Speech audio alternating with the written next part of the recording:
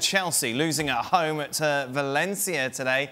Valencia, let's not forget, so much turmoil off the pitch going into this clash, taking all 3 points from Stamford Bridge. The big talking point, a late penalty miss from Ross Barkley at the end, putting it over the bar. There was a great discussion. You had Tammy Abrahams, you had Jorginho, you had Willian and Ross Barkley pretty much all vying for this penalty. In the end, Ross Barkley went, no, I'm taking it. Frank Lampard afterwards said, look, Barkley's designated penalty taker. And so it makes right, and you know, Frank Lampard, for those that will see the clip with him, you know, whenever they see it, is very clear in his explanation, unlike Solskjaer was at Man United, and he clearly said, you know, Ross Barkley was taking penalties for us pre-season and taking them well. So whenever he starts a game, he takes the penalty, or when he comes on and he's on the pitch, he takes the penalty.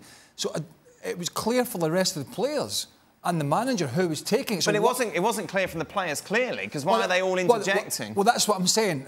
If they know that he's taking the penalties, why are they surrounding him saying, I'm taking it, other than you just want to be the big hero for the moment, when he's clearly, and Lampard has clarified it, he is the guy that takes penalties for the time being. Or is this smokescreen from Lampard? Is this him covering himself? Coming out and saying that afterwards? So. Because surely if it was clear at the start, Ross Barkley's a penalty taker. No, I don't think so. Ross Barkley had only just stepped on the field, and I think both Jorginho and Willian, being experienced guys, that's the first thing that would go through their head. Well, this guy's only just stepped on the field. Is he really ready to take a penalty kick? So I would assume that's why they're talking to him, and I would assume that's why Willian gave him a look. But Barkley's went, no, I'm good, I'm fine, I'm taking it. No. He just fluffed his lines by missing it. But I don't think it's a smokescreen whatsoever. I think it's a genuine thing that an experienced professional would do when the guy taking the penalties has only just stepped on the field. I got to tell you, I see it differently. I saw Willian hanging out with Ross Barkley and looking him up and down and go, you sure about this? Yeah. I don't know that he was supporting Ross Barkley. I am pretty certain that William is like, look, bro, it's my penalty. I'm going to take it. And Ross Barkley said, no, I got this. So, which paints a clear picture to me that it was not clear for the players that Ross Barkley is the guy to take the penalty. Because otherwise, 3 guys don't hang around Ross Barkley and making sure that he's ready to take it. If indeed it is clear for everybody who's a penalty taker, then nobody crowds that penalty taker. In any team that I've ever been a part of, whether it's club or whether it's national team, once a guy who's a penalty taker has the ball in his hands, people clear out.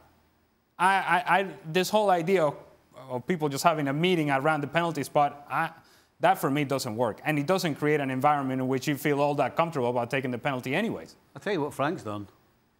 He's gotten rid of all this nonsense that happened with Pogba and Rashford. Yeah. Now, whether he's telling the truth or not, at the end of the day, if he's talking nonsense, he's used his brain so there's no controversy, and then all he does is he goes back in the dressing room and says, right, look, I've just cleared this up by telling him whatever. And then that's it. Right. So... Is that why? Because I can imagine United fans done the sitting right at home thing. going, hey, wait a minute, you were having a go at Rashford and you're having a go at Pogba when all this was going on, so why does Barkley get a pass? We were sitting ready to have a go and saying, well, this is a bit of a shambles again.